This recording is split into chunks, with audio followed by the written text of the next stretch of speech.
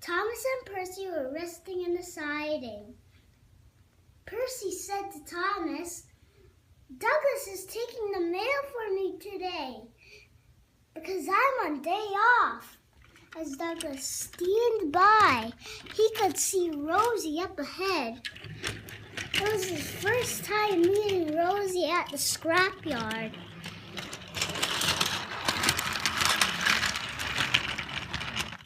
As he puffed along, he stopped at Rosie. "Hello, Rosie," explained Douglas. "Hi, Douglas," said Rosie. "Would you like to help me take these scrap cars?" "No, but thank you, because I'm taking the mail for today for Percy." "Oh," as Rosie backed up. As Douglas dropped off the mail at the right place. Douglas went to the next line. He backed up so he could have a rest with his twin.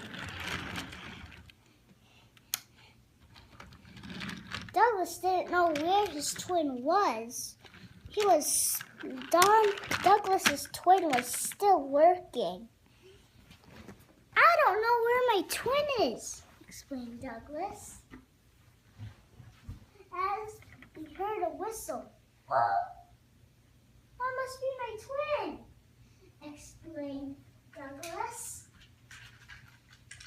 As he could see a number 9 engine up on the hill. "That's my twin," explained Douglas. As Donald was steaming by, he steamed down the hill as fast as he could. And he said, "Hi, Rosie."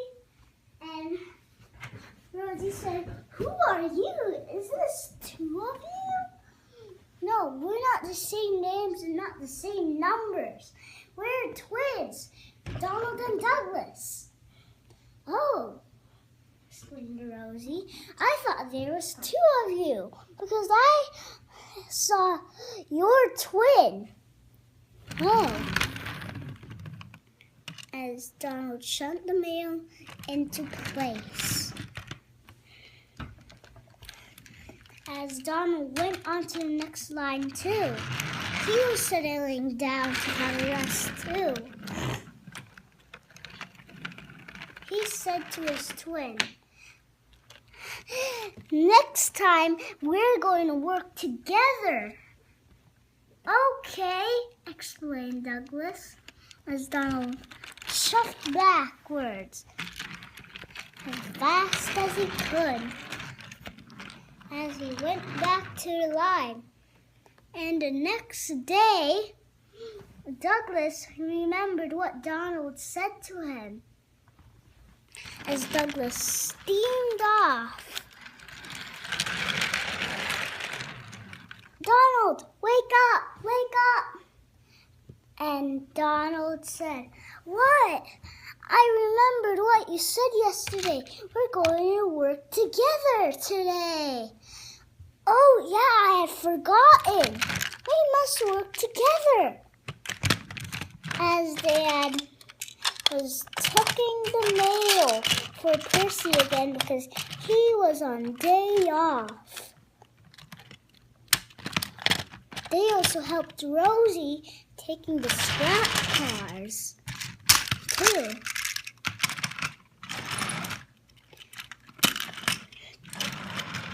Douglas was pulling them. Donald was pushing behind. As they were puffing along, they needed to go up the steep hill. But suddenly, they saw a broken track up ahead. How are we supposed to get on the broken track? As the workmen who fixed the tracks had fixed the broken track. As they were working together, Donald was pushing as hard as he could for Douglas to go up the steep hill.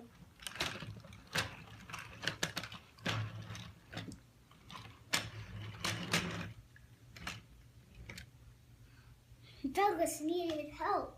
He was losing steam. I need your help, Donald. I'm here.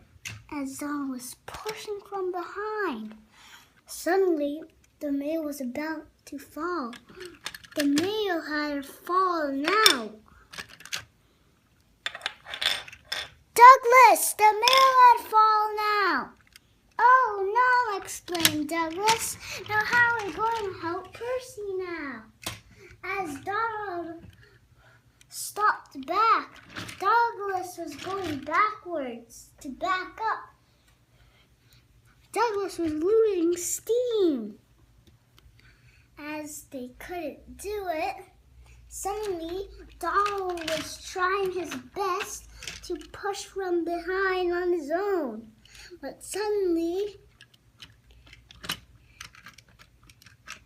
it didn't work.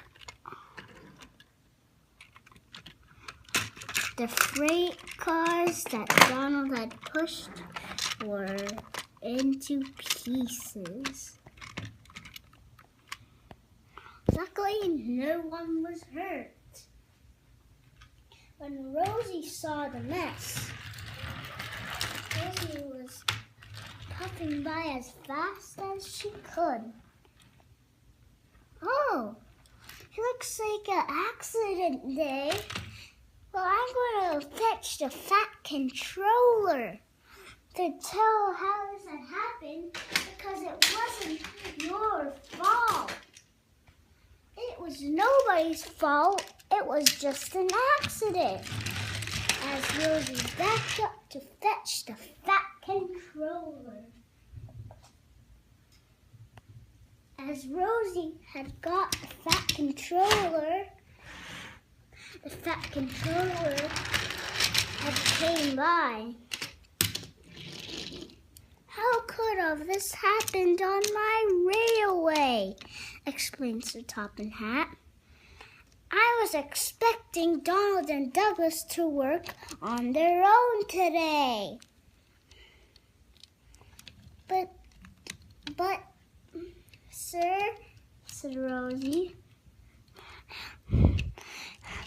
Donald had the idea to work together yesterday. Oh, but it was nobody's fault, sir. It was just an accident. But suddenly, a gust of wind came and blew the track down. Oh no, Thomas and Percy cried. The track was falling off. Now how are we supposed to get to the next track? I don't know, explained Thomas, as they backed up. And they got onto the next track. Percy was behind Thomas. As they chuffed along the island, they could see that the bridge was collapsing. Oh no, explained Thomas. The bridge is about to collapse. Oh no, said Douglas, as the bridge had collapsed. The track had broken off too.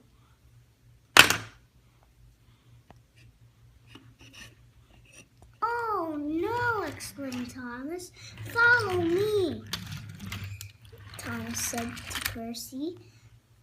As they chuffed along, they stopped right at the middle of the track.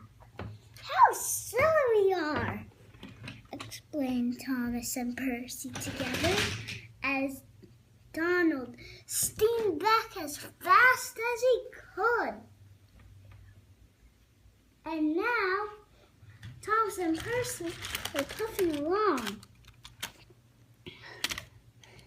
But suddenly, there was something up ahead that was blocking the tracks. Oh no!